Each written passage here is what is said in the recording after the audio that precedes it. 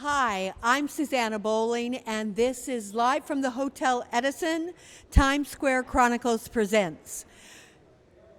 In putting together a show, it becomes very difficult. You think the guests that you're going to have show up, and then something happens. And it is so great to have friends. And one of my really good friends was babysat by Marilyn Monroe, had his walked the dogs of Tony Randall. His father was the publicist for Elizabeth Taylor, Paul Newman, Richard Burton, and a slew of others. He was, as a child, as an actor, he was in Jaws 2, Dog Day Afternoon. He was with Shelley Duvall in Fairy Tale Theater, which growing up was one of my favorite things. Surprisingly enough, we almost met when I was 17 because we almost did we actually did a movie together, but we filmed on different days. He became a publicist for both Broadway and film. We're talking my very good friend, Gary Springer. Hello, Susanna. Pleasure. Mwah. And thank you for having me. The Edison, this is a beautiful, beautiful room. It really, I love all the murals on the wall, and it's history. I've been coming to the Edison. Of course, the Polish Tea Room isn't here any longer, but, it's still a great place. And actually, this is the first hotel my father ever stayed in New York. Really? When it was brand new sometime in the 30s, I guess, or he was brand new, he came to New York. He'd won a contest that Paramount Pictures was doing called Name Your Favorite Star. And so he was a kid from Rochester, New York, 15 years old, 15, 16, won this national contest, and the prize was a week in New York City. Paramount found out it was a kid, they wanted to give him a bike. But my grandparents said, absolutely not. He won fair and square. And the newspapers in Rochester, so Paramount had to cave in. And then they said, well, but it's just for one. We're not, no chaperones. And they said, that's fine, he'll be good. He took the train down to New York City.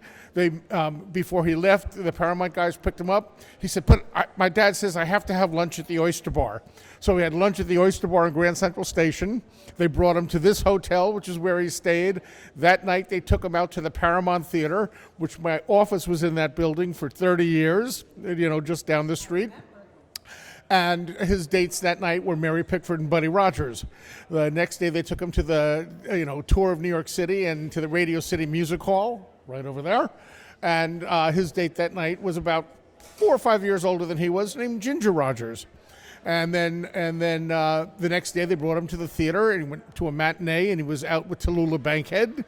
And then that night, he went out with Sylvia Sidney, who was the woman he wrote the essay on and won this prize.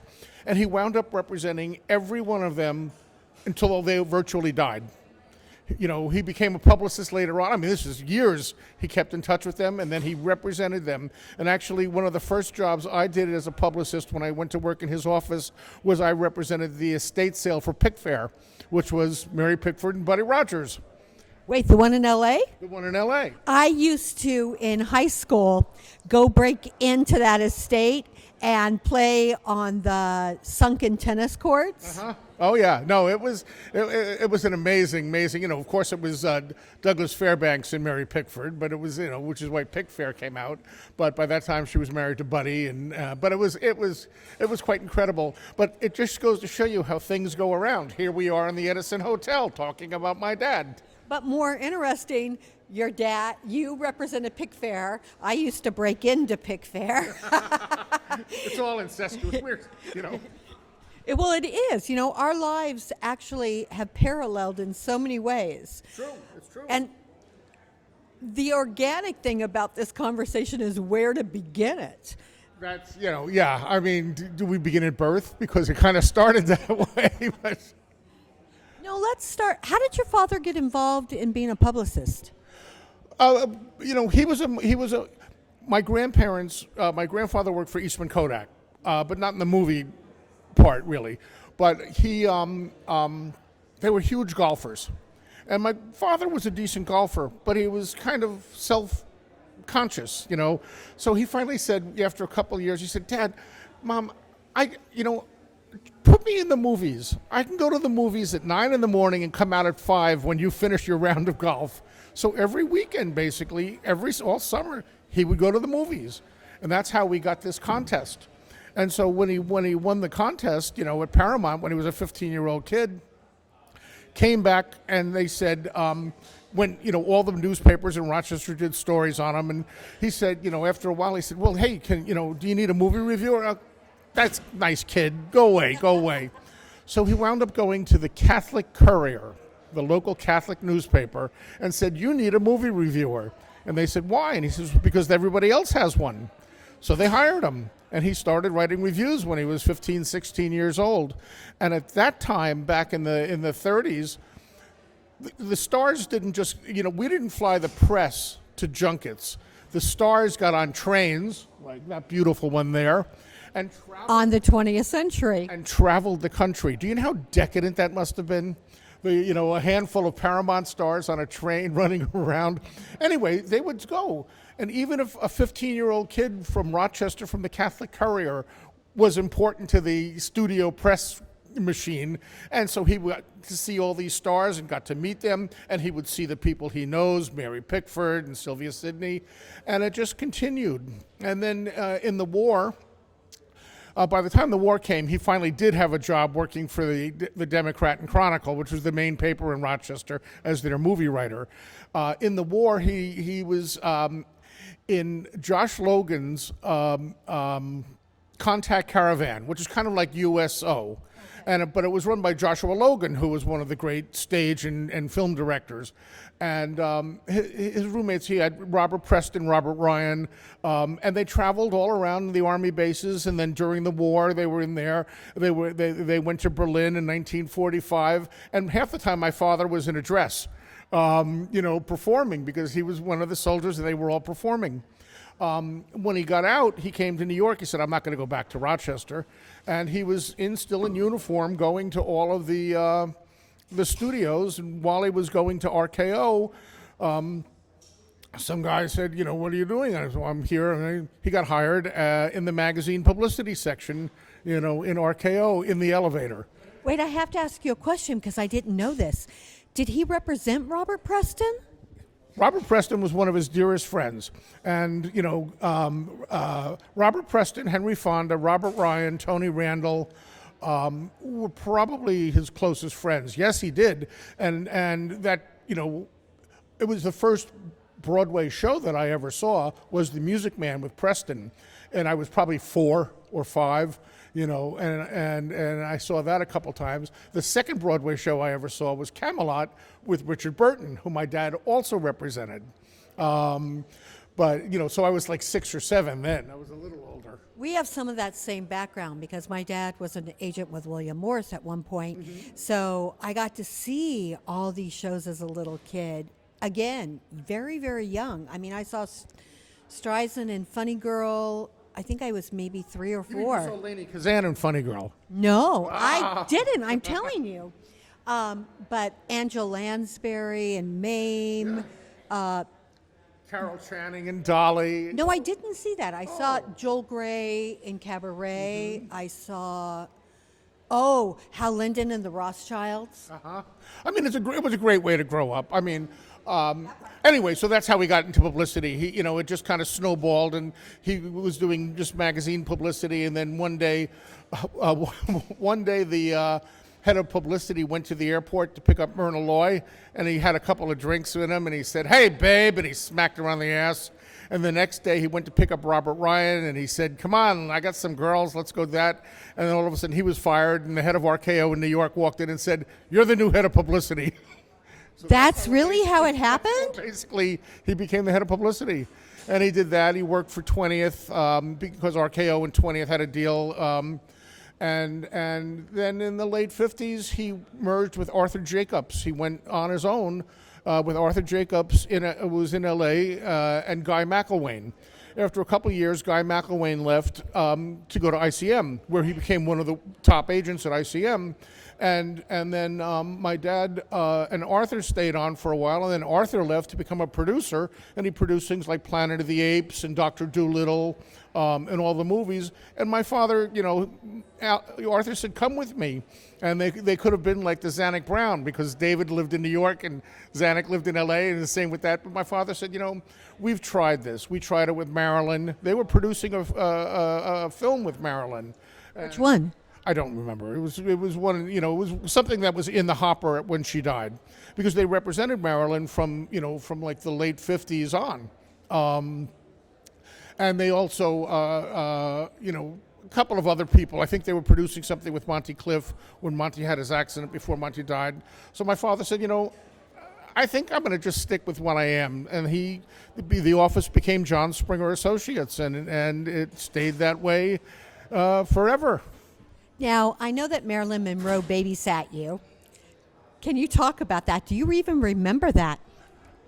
I remember a few different blips. I remember being in our living room with my parents, and they were all going out, and my sisters, I have 2 younger sisters, and I were sitting on the couch, and Marilyn and whoever she was with were sitting on the other couch, and my mother and father were in their chairs, and we were just kind of like talking, and they were talking, and then they hustled my sisters off to bed, and Marilyn and my mother went in to put my sisters to bed. And then Mom came in and said, "Okay, it's your turn." And so I got up and I went into bed, and Mom was, turning out the lights and fixing everything, and Marilyn was sitting on my bed. So, I can honestly say I'm the only guy in this room probably who's been in bed with Marilyn Monroe. She was in bed with me. I remember that. And I remember one time my dad and I went to a hotel. I think it might have been the Regency. I'm not even sure, but it was someplace walkable from where we lived on 67th Street. And there was a crowd of people downstairs, and we went upstairs, and there was a crowd of people in the front room, and then we went into one of the bedrooms, and it was just Marilyn and my dad talking, and I was sitting on the bed doing my math homework, and she sat next to me and was asking me all about my math. And then one time that's really fun.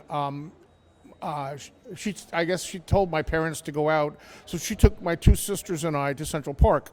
And if you know Central Park at all, right at 65th Street, there's an entrance. And as I said, we grew up on 67th, and there's a big rock. And I remember being on top of that rock, and my little sister, who is 6 years younger than me or so, was like toddling all over the place, and Marilyn was just petrified that she was going to fall off the rock. So those are just kind of images that I have, but yes. Of all the people that you got to meet through your father, who was the one that you were the most thrilled to meet? I loved Richard Burton. I loved Richard. Oh, by the way, excuse me, one quick second. In the introduction, you talked about my first job, walking Tony Randall's dog. No, I was walking Paul Newman's dog, because they lived 2 floors below us. Tony Randall started working with my father in 1957, and I still represent the Tony Randall Theatrical Foundation, all these years later. So Tony has been a huge part of my life. But I think I loved Richard Burton. He was just great. Speaking of Robert Preston, when I was living in L.A. and I was working in my dad's office, I went out. My dad couldn't come out, so they had me picking up Robert and Catherine Preston in the limo, and then we went and picked up Cary and Barbara Grant, and then we went to the premiere of Victor Victoria, and then to the party afterwards. And I'd say that being in the car with Preston and Cary Grant was a pretty cool thing. My very first dance was with Cary Grant, and I actually stepped on his feet, and he waltzed me around. It's there's so many great stories. But who can I say? Betty Davis, Joan Crawford. I was going through a bunch of old letters that my dad has. My dad has, letters from over 400 different names, and we probably have 600 or 700 letters. He also has a movie still collection of 192,000 movie stills that we're trying to sell. So if anybody wants to buy the collection, there's a letter there from Joan Crawford written in August of 1954, and I was born in July 29th, 1954. And it's, "Dear Gary, welcome to the world. Would you do me a great favor and tell your parents that I'm coming in town next month and I would love to see them and meet you? Fondly, Joan. That's so sweet. From, So yes, I mean, there's lots of different. When you say who is the most, they're all there. Betty Davis told me not to be an actor. She said, "You're crazy. Don't do it, kid." Let's get into that. How did you become an actor? It's a terrible story because I could walk down the street and every, Actors Equity person will come up and beat me. Basically, I didn't want to be an actor. I was just kind of a punk, obnoxious kid. I worked in my dad's office on weekends and summers and stuff like that, doing PR in these shows. But, I never had any, and I'd go to a lot of plays with him, but I had no desire to be an actor at all. I was a senior in high school, and we were doing the school play, which was We Bombed in New Haven, Joseph Heller's previous play to Catch-22, which is always done on Broadway. It was straight army uniforms. Christopher Plummer starred in it. On I love Christopher Plummer. And we did it. It was 1972, all in black. And there was the idiots who were like the Greek chorus, and I was one of the idiots. This is at school. Basically, I only joined up because one of my friends said, "Do it. You don't have curfew then," because I was a boarding school. You can get out of curfew and we can go party. So I said, okay. So I signed up for it. And that was that New Year's. I was at a party with my parents in the city for New Year's Eve. David Newman and Robert Benton, who wrote Bonnie and Clyde. And of course, Benton went on to do Kramer versus Kramer and other things. They had a party, and I was talking to lots of people. I don't really remember. But a couple of weeks later, my dad called me up and said, "Do you remember Yvonne Passer?" I said, vaguely. He said, "Well, he'd like to talk to you." I said, "About what?" And he says, "Oh, I don't know." And so I said, "Well, he can call me after 5 o'clock at school on a Sunday. I'll be at I'll be at my dorm master's house." So he called and he said, "I'm doing a movie, and you have a very interesting quality, and there's a part in it I think you'd be perfect for." I said, "Well, but I'm still in school. I'm in boarding school." He said, "Well, it stars Carol O'Connor, who's shooting All in the Family, so we're not going to shoot till the summer." So I said, "Well, but I'm not an actor." He said, "You told me you were doing the play." And I said, "Well, just to get out of curfew." He said, "You'll be great." So then the teacher who did We Bombed in New Haven had been talking to Joseph Heller through my introduction from my dad, and one of the other people was a literary agent who worked with Heller. And they decided to mount We Bombed in New Haven off Broadway. So this is 1972 or 73, I can't remember.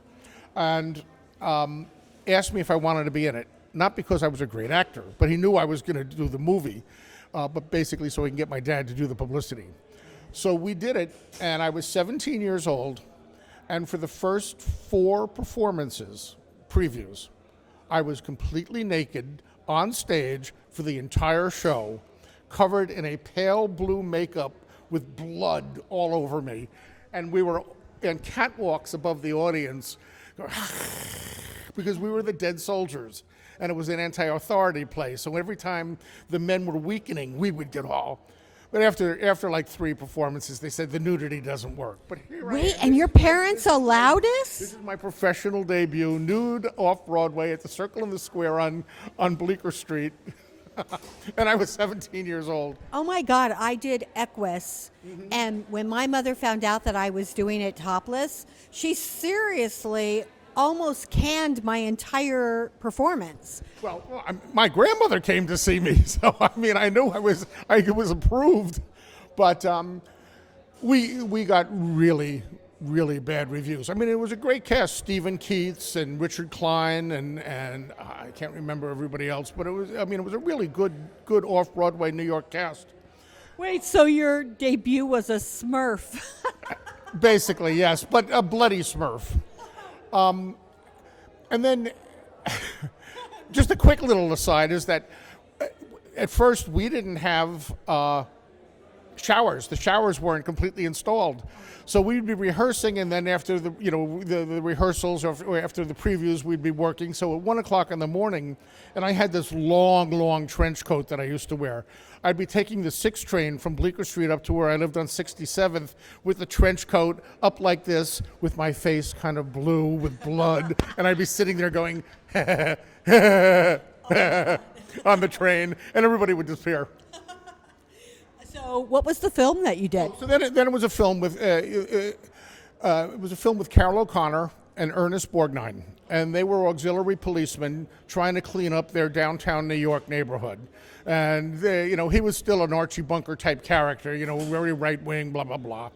And one day they see them walking around the corner, and O'Connor sees his daughter making out with her Puerto Rican boyfriend, and so he goes up and he says, "Gloria, get home."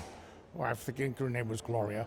And he takes her home, and Borgnine, and there's all of us are glaring at him, and Borgnine's staring with his billy club, and he sees me, and I'm up against the bodega going, and he walks up, and I go, and he smells, and he stares, and he walks away, and I go, and he walks back up and goes, "Open your mouth," and he's shaking the billy club in my face. He goes, "Open your mouth," and I look at him, and I go, "Fuck you." And that's all I say throughout the rest of the movie, because they arrest me, they bring me to the precinct.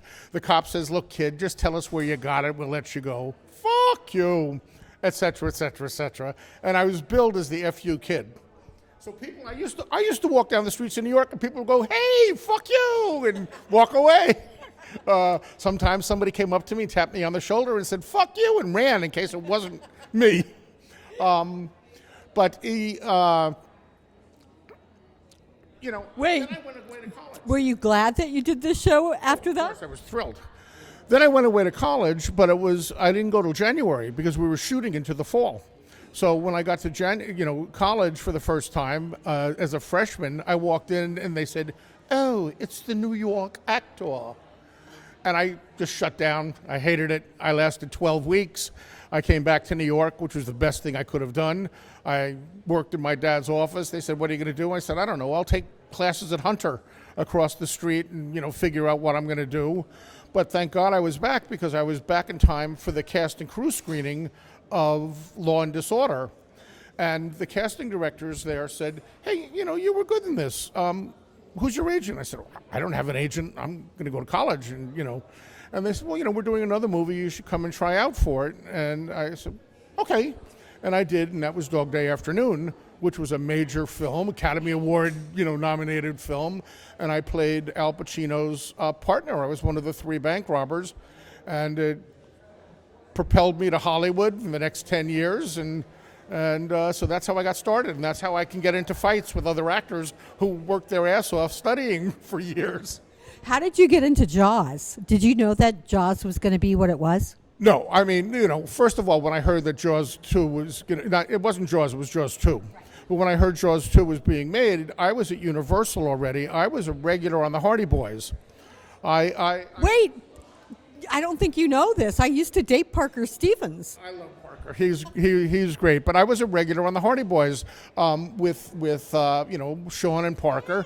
And I used to...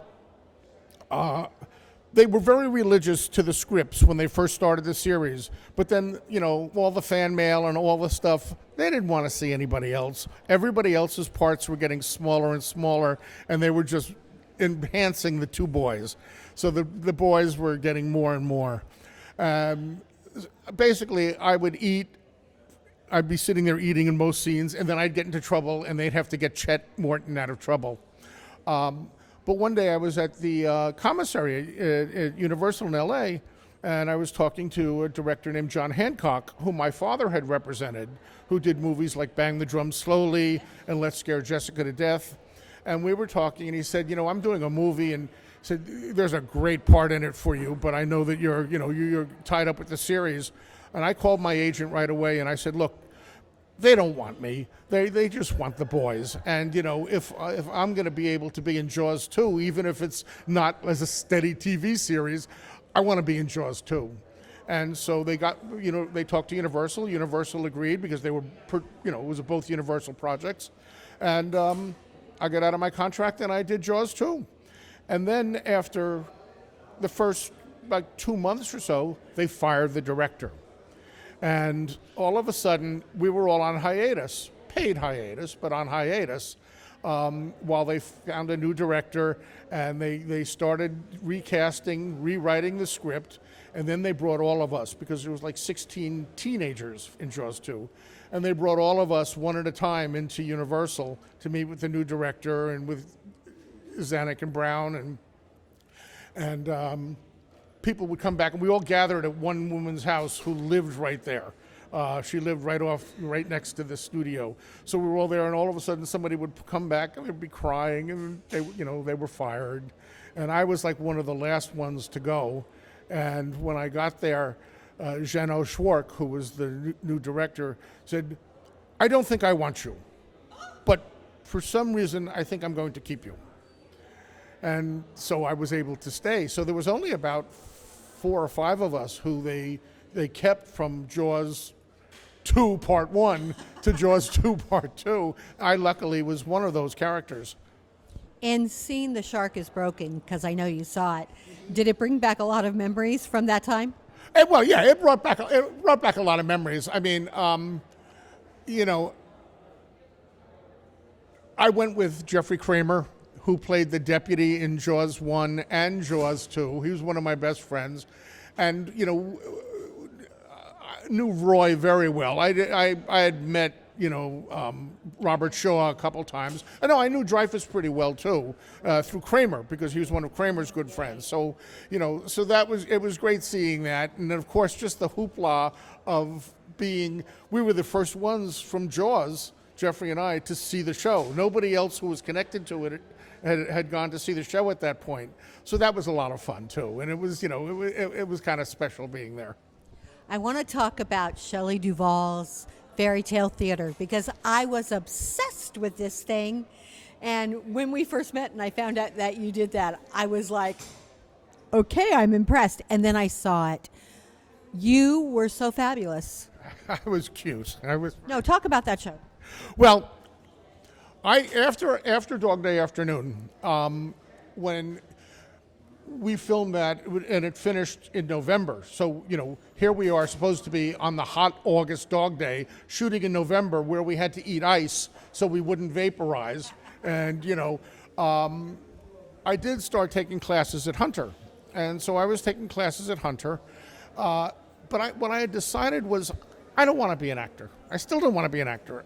I want to be a crew guy, because I love the way the crew, the camaraderie, because a lot of the guys who worked on Law and Disorder were also the same guys who worked on Dog Day, because the New York crews are, much more smaller, and they're families, and I wanted that. And I knew that there was one of my father's friends, an off-and-on client, was about to start another movie, so I called up and I asked Martin Scorsese if I could work with him on Taxi Driver. And I became a production assistant. So I spent the rest of that spring and all summer working on Taxi Driver, hopefully going to then go to the Directors Guild apprentice program the following March. Well, I also worked with my dad, so in September, Taxi Driver finished in late August. In September, the New York Film Festival started, and I was there in my tuxedo with my father, and I was working, in the press office. And a guy came up to me and said, I just saw a sneak of Dog Day. Who's your agent? I said, I don't have an agent. I'm going to go to the Directors Guild program. And he said, well, we could sign you. You could still do that, and you could maybe make some money in the between. So it was Bill, I can't remember his last name. He was the head of ICM in New York. Bill Barnes. And so I signed with ICM, and 2 weeks later, they got me a job called Bernice Bobs Her Hair, which was an F. Scott Fitzgerald short story that starred Shelley Duvall, Veronica Cartwright, Dennis Christopher, Patrick Reynolds, who was Shelley's boyfriend at the time, had a small role in it. And I played Otis Ormond, and I was the little boy who had a crush on Bernice. And I saw this film. We shot it in Savannah. It took place in 1919, so it was all the wigs and everything. And I just loved all these people. And then they all went back to Hollywood. We shot it was like October, November. And then Shelley and Patrick came to New York for Christmas and New Year's. And Patrick only came for New Year's, but Shelley came earlier. And she and I just spent the entire week together, bopping around and playing and having fun. And then at New Year's Eve, we were at New Year's Eve at Woody Allen's New Year's Eve party at the Harkness Pavilion, and it was about 2 a.m. And Patrick and Shelley, were talking, and they said, "Hey, look, when do you have to go back to school?" And I said, "February." And they said, "Well, why don't you come out to L.A. with us when we go back the day after tomorrow?" And and I said, "Well, my agents would love it. They want me to go out to L.A." And so I went home and asked my parents, and they said, "Sure, absolutely." So they paid for me to fly out with Patrick and Shelley. We flew out, and it was 9 years later that I left. But Shelley, I lived with them. Patrick was the heir to the R.J. Reynolds tobacco fortune, and he lived in a castle in Hollywood, looking over Lake Hollywood, right below the Hollywood sign. And I know that castle. it was the house that the man who built Hollywoodland built as his own. It was called Wolf's Lair. That would be another house I've broken into. That was a nice house to break into. No, I only broke into their yards. Them, I was going to stay a month, and I stayed. I lived with them until July when they finally broke up. And at one point during that, like May, June, they went to Europe to try and salvage their relationship.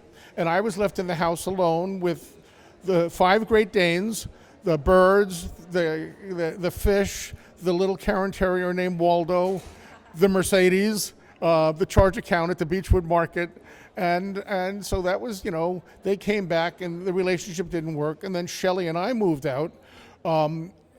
She bought Loretta Young's house off of Fountain Avenue in West Hollywood, and Loretta had bought that for her and her sister.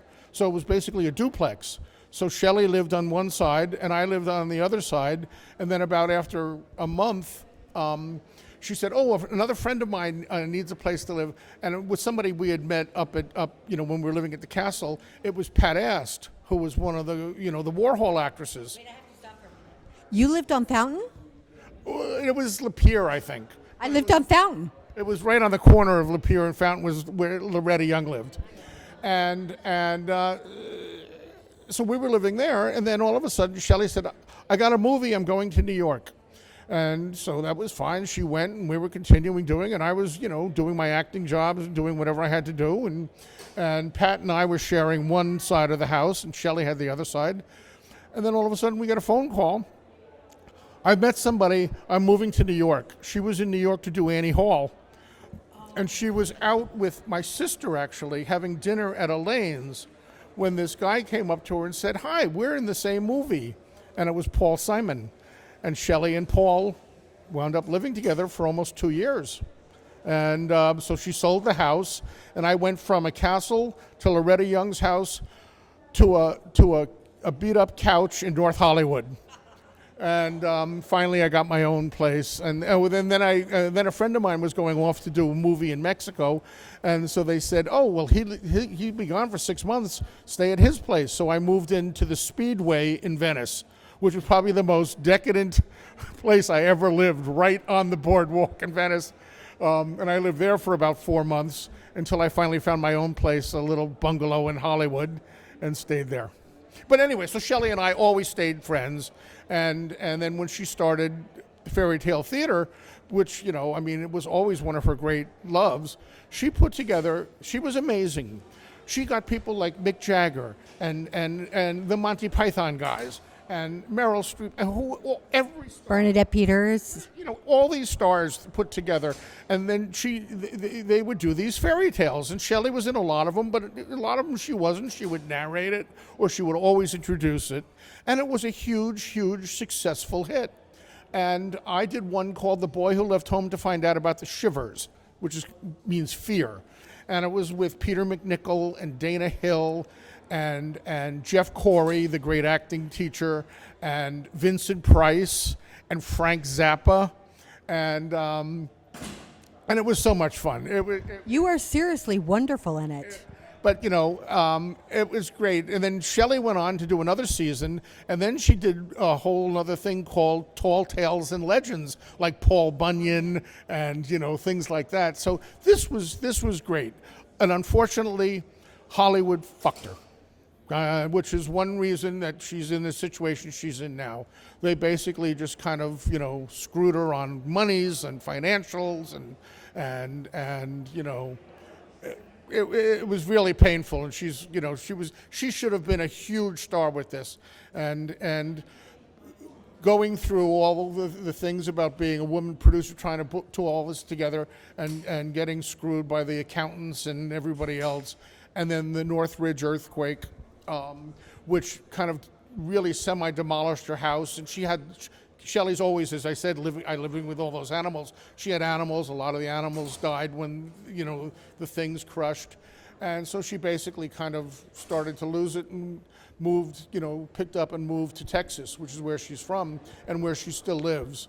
And, she's been going through a lot of problems, but she's still Shelley. I still talk to her every couple of weeks. I'm going down to visit her next month when I get back from Cannes. And,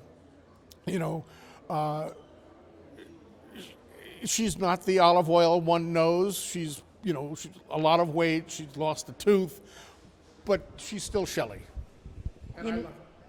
It's really sad because Hollywood does that to a lot of people. A lot of women. Yes. Very, very yes. Women. I'll never forget, I think I was like 14 and I went to Brentano's and Katherine Grayson was there. And I was a huge Katherine Grayson fan. And she was like 300 pounds. Yeah. But there's still an aura about them. Shelley, no matter all the problems, and, there was a big thing with, Dr. Phil came down because Dr. Phil was going to rescue her. And they put her on a plane and flew her to L.A. for his TV. And, it really freaked her out. So she came out looking, really not very good, but it should freak her out. It was all manipulation. That man is scum personified. But Shelley, not only, and again, she wasn't ever going to be an actress. She was trying to sell her husband's paintings.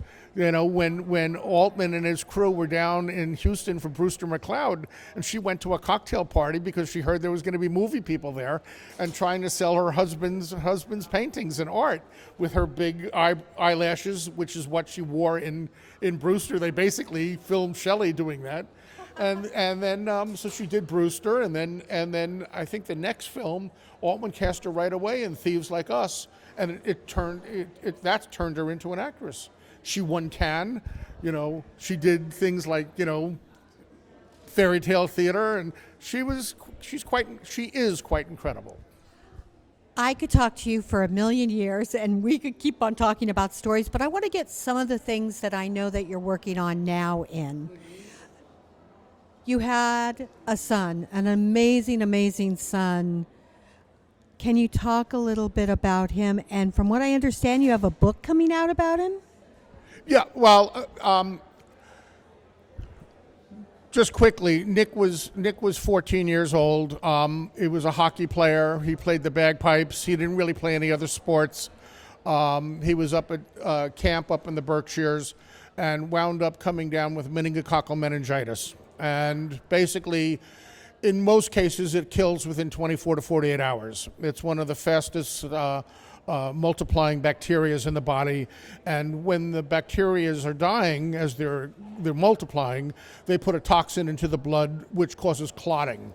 So your ends, your capillaries, your fingers, your penis, your ears, everything starts clotting, including your organs. All like the heart, and luckily he was at a camp that had a doctor on staff who gave him an IV right away, even though it was against protocol for her to do it. But she just knew that this was some kind of blood thing when she saw these blotches on Nick. He was brought to a local hospital. The ambulance, he was not going to make it. They had to change ambulances in the middle of the road and put him into an ICU ambulance to get him to the hospital. Doctor just looked at him, called a medevac helicopter, and they helicoptered him to Bay State Medical Center, where for 3 days, I mean, he died, his heart stopped, he had last rites, he survived, which he shouldn't have, basically. And it was the following week, when they took out his tube, all of a sudden he developed 108 fever, which he had for almost the entire day and a half. They thought his brain might go. Well, by the time he got, out of New York Hospital, where they transferred him to, he had quadruple amputations. He was amputated mid-arm, between the wrist and the hand on both, and through the knees on both. And he was extensively grafted from all of his real skin that survived, had to go on to grafting his, dead skin.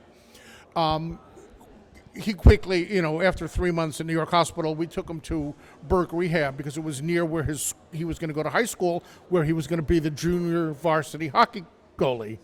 And there was all these stories about Nick and hockey. And one day, this guy, Victor Calisi, who just finished working for the last couple of years as the New York City Commissioner of Disabilities, came into the hospital with a sled and with some sticks and said, I've been reading that Nick wants to play hockey again, and good for him if he can. He said, but have you guys ever heard of sled hockey? Which we hadn't, and Victor was on the U.S. sled hockey team at Nagano. And so we started looking into that, and then, after another couple of weeks, when the rehab facility was letting us take Nick home for lunches, we would take him to Westchester Skating Academy, call Victor, who would come up with 3 or 4 guys and some sleds. We would take sweat socks, because he didn't have prosthetics. We would take sweat socks and put them over his stumps, and then duct tape the sticks to his sweat socks, and he'd go out on the ice, and the grin on his face was great. And when he got out, that's all he wanted to do was play sled hockey, and he wanted to become great. And he and Victor actually started the New York Rangers sled hockey team because through some friends, Rod Gilbert, who was the legendary number 7 of the Rangers, his stepdaughter used to work for me, and through other friends, we all knew each other. And he used, even before Nick got sick, he was inviting Nick to go to the Rangers Christmas skates. So when Nick was still skating. And so afterwards, everybody supported him. Adam Graves was one of Nick's great mentors, number 9. And Nick always was number 9 in every sport he ever played. And he did that, and they started this, and he just wanted to get good at this. And he came back, from the hospital, and he went going back to regular school, not the school in Croton, but Stepanak, the one where he was going to go because his hockey friends were all there. And it was 25 miles away, but he still would go every day. And he never wore the prosthetics because he had too many scars for the electro things on his arms to work. They were very erratic and they were heavy. And he would wear his legs sometimes, but they usually made him bleed because his grafting was so bad. So he never really wore his prosthetics. And we had socks, things built for him that would stick. The sticks would go right into him, so he could pull when he was playing hockey. After about a couple of years of that, Victor said, Nick, there's this other sport that you should try. And this is only, he got sick in '99. We're talking about like 2003, 2004 right now. There's this other sport you should try. And he says, no, I just want to get really good at this. I want to make the U.S. team. He said, try this, Nick. And he procrastinated. My son, I would smack him around and say, come on, Nick, try this. And so finally, Victor brought us a sport chair. And so finally we went down to Hackensack, New Jersey, which is where the New York wheelchair rugby team would practice. And Nick watched for about half an hour, rolled over to the coach and said, I think I can go in, coach. And he went in and came out with that same grin that he had that first time he was on the ice. And he goes, Dad, I think I could be really good at this sport. I'm getting teary-eyed. And within a year, he was on the U.S. development team. Within 2 years, he was on the U.S. Paralympic team. In 2008, he was the MVP of the gold medal game in Beijing. The game was going on, and as soon as the game was over and we won the gold medal, I had to tell them and the team and my daughter and my niece and my mother, who were all there, that my wife was dying, and she died the next day while we were on a plane back with Nick wearing his gold medal.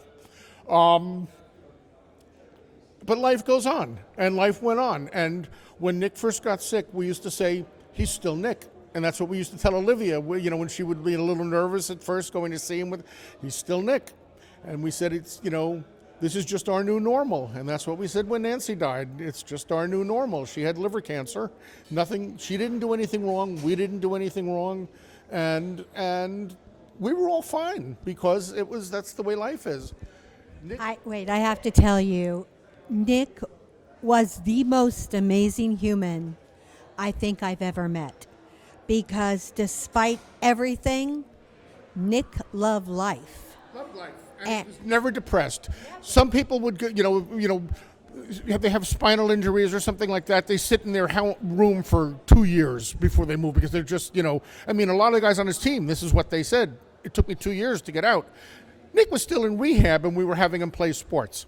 He never was depressed. When he first woke up from his coma and found out that he lost his arms and legs, which he had to tell us. We weren't supposed to tell him. So we waited till he told us. And once he did, they quickly brought him out of the, induced coma. 5 days after he woke up, a friend of ours was there who just had LASIK surgery. And Nancy and the surgeon, Yurt, and Dr. Yurt, and our friend Lori were in the corner thinking Nick was asleep. And Nancy said, so Lori, can you see? Is it really better? And all of a sudden from the bed you hear, quick, Laura, how many fingers am I holding up? And he was holding up his stump, and everybody started crying and the doctor said he'll be fine. And he was. He was never depressed. He would get angry. He would get frustrated, with the arms and with things. But he drove his own car. He used a cell phone. He didn't need any special things to eat.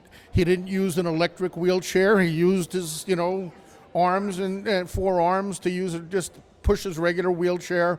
God forbid you asked, you tried to move it for him or, give him a wheelchair seat at a restaurant because he wasn't a spinal person, so he could just climb out of his wheelchair and into a booth or a chair.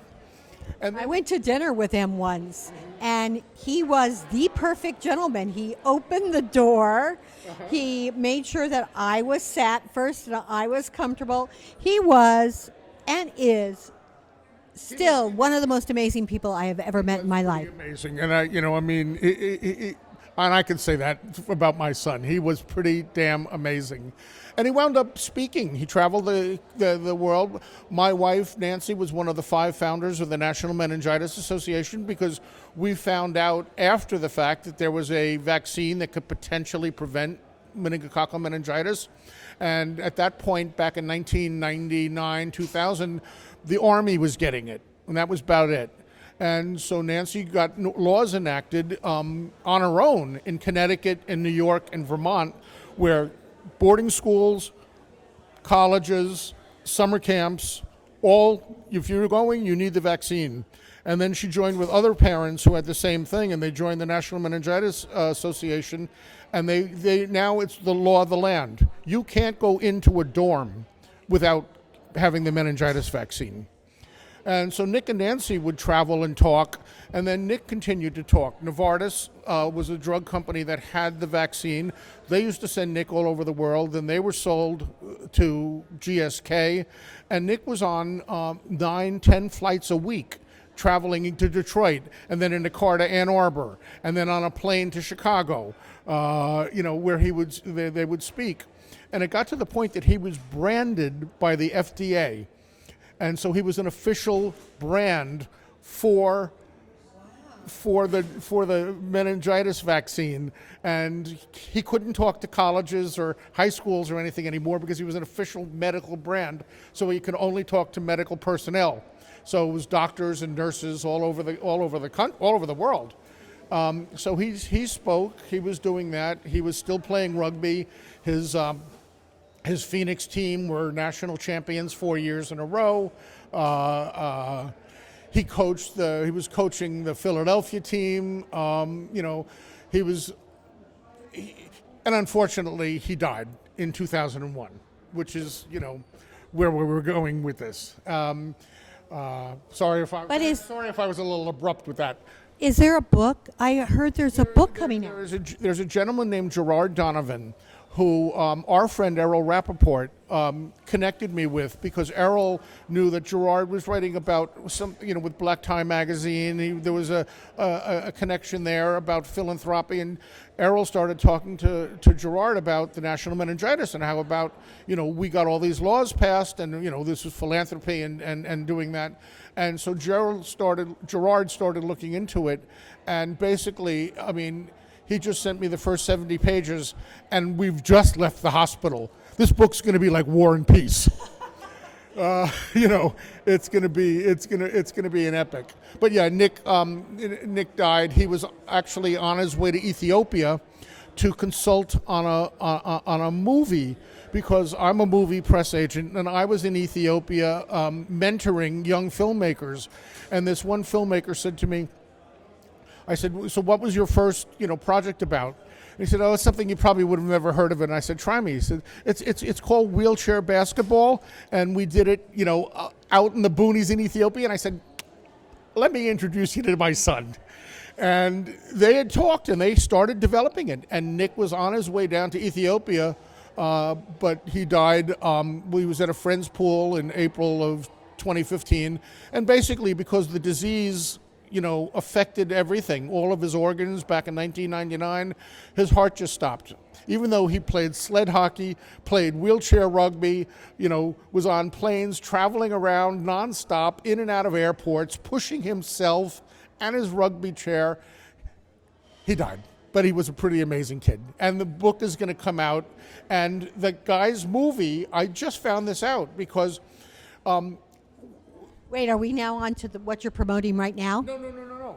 The guy who from Ethiopia, because this was 2 years ago, he's just showed his short that was inspired by Nick at a film festival in Nottingham, England. He flew from Ethiopia to Nottingham, England for a documentary festival, and he posted this whole big thing about his film as the credits were rolling. And I'm thinking back and the inspiration of Nick, and how Nick's college friends had met via online, met this filmmaker, Mikius, and they raised money. Nick's college roommates raised money for this movie to happen, so to keep Nick's legacy going. And I haven't even seen it yet. And so it just premiered like last week in England. It's a 12-minute short, but it's about disabilities, and it's all inspired by Nick. Now, I know I have to get you to Westchester, and I'm praying to God I haven't gone that much over. Do you want to talk before we close out about your film that you're promoting right now? Yeah, actually, this has been a very, very busy month. I had a film called Farewell, Mr. Hoffman, which was a wonderful film with Daniel Auteuil, Sarah Girardot. It took place in Paris in 1940. The Nazis had just entered. Mr. Hoffman was a Jewish jeweler, and so had Holocaust themes. And so I was pushing that. I couldn't get anything for it. And I think one reason is because of the Holocaust theme and what's going on in Israel, that the media was afraid to be pushing a Holocaust thing while this. Anyway, No, I'm gonna talk about that for 1 minute. 1 second. It was an excellent movie. It played 16 weeks in South Florida. It played 5 weeks in New York without one review because it was such a good movie, word of mouth. So anyway, I was working on that. Then I had another one that was supposed to open in October, October 13th, and of course, October 7th was the attack in Israel, and this was a German-Israeli lesbian romantic comedy called Kiss Me Kosher. So we obviously pulled it from October. It would not have been the right thing. But we opened that last week, and that also got good reviews, and it did decent business in New York. It played, and it's streaming right now. And then what I'm doing now is I'm leaving for Los Angeles tomorrow. This weekend I had a movie open at the Cinema Village called Beyond the Raging Sea. We're opening in Los Angeles this coming Friday. And tonight I've got the director doing a film class up in Westchester. And I've been involved in this movie since 2018. And it's a true story. It's a documentary. It's about these two Egyptian adventurers. One of them was the first Egyptian to climb Mount Everest. He leads adventure things to the Amazon, to Antarctica. Another one was the Arab world's fastest man. He was a triathlete who was diagnosed with diabetes 2 weeks before the Olympics, so he couldn't run. Hey, why couldn't he run? The doctors said no, whatever. And, but the two of them, both named Omar, so we have Team O2, decided to row across the Atlantic Ocean in a race that happens, I think, biannually or every 2 years or something, called the Talisker Whiskey Atlantic Challenge. And so these two guys rowed across the Atlantic Ocean. They've never been rowers. Again, this is not what they did. In a 7-meter boat, they made it 9 days and 600 miles and capsized in an uncapsizable boat. And all of a sudden, they were floating in the middle of the Atlantic Ocean in a life raft that was deflating for 14 hours, until a ship had diverted to pick them up. And then it took them another 4 or 5 hours to get them on the ship because they had to rappel up the side of this cargo ship. And they were doing it for refugee awareness, about all the refugees who were making the dangerous crossings, between this Horn of Africa and Yemen, and between Africa and Europe, and they wanted to gain awareness for that, which is why they did this row, and it's a terrific film. And as I said, it's playing tonight and tomorrow still at Cinema Village. And then next week, if anybody in LA sees this, we open on Friday at the Laemmle Santa Monica. And Marco and the two guys, because they lived, of course, are going to be there. And we're doing Q&As all weekend. And then it'll stream. So yes, so I'm working, I'm busy. And now I'm getting ready to go to Cannes. I'm going to Cannes with this group called the International Emerging Film Talent Association. And I've been working with them since 2007. And that's how I met Mikias in Ethiopia, because IEFTA mentors emerging film talent from emerging economies. And we do a program at Cannes, and we do it in Berlin, we do it in El Gouna in Egypt, called Refugee Voices in Film, where we show films by refugees, about refugees, displaced people. We're doing a big panel in Cannes with an international journalist named Hadley Gamble is going to be moderating the panel, and we have a very special guest who's coming, as well as a filmmaker who was a displaced filmmaker from Bosnia. And we're connected with the Arab Cinema Center, where we're going to honor UNHCR, which is the United Nations, the UN Refugee Agency that looks after the refugees, and they also help produce Beyond the Raging Sea. So it's all interconnected. So I'm busy. I'm going to Cannes, and then hopefully I have the summer off. I can sit by my pool. I am so grateful that A, you are my friend, and B, that you reorganized your life to be with me today. I'm so grateful for this. And I've talked too much. No, I'm praying that I didn't make you late for your debut. I might have to get out of here. I'm Susanna Bowling. I want to thank Magda Katz for filming and allowing us to look good and sound good, to Romel Gopez and the Edison Hotel, Errol Rappaport for introducing us in the first place. This is live from the Hotel Edison. Times Square Chronicles presents. Thank you so much for being with us.